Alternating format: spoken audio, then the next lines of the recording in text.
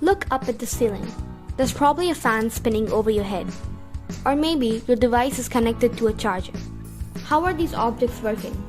It's thanks to electricity. So what is electricity? Let's start at the beginning. You might have heard of atoms.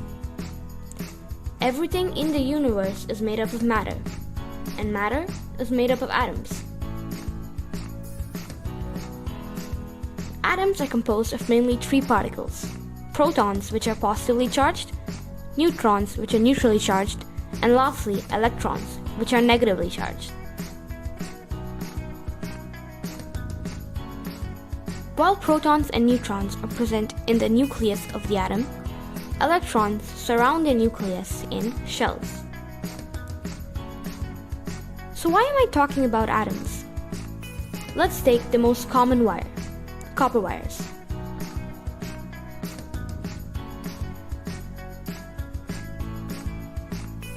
Copper atoms have one extra electron than required on its outermost shell. Its life mission, you could say, is to get rid of this electron. Because of this, copper atoms release electrons, which are then known as free electrons. When a force is applied on these electrons, we can say that electricity is flowing through the wire. So in a circuit, the electrons would be applied by a force, which is known as voltage. But where does voltage come from? You guessed it, a battery. So, the electrons flow from the negative to the positive terminal. Positive charge travels from the positive to the negative, but that's another topic.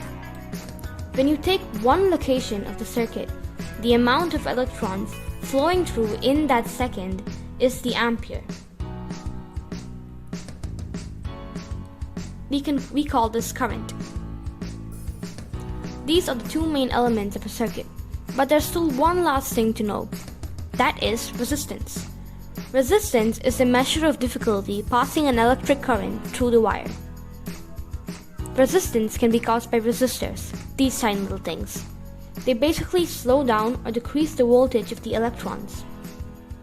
Light bulbs are also a form of resistance.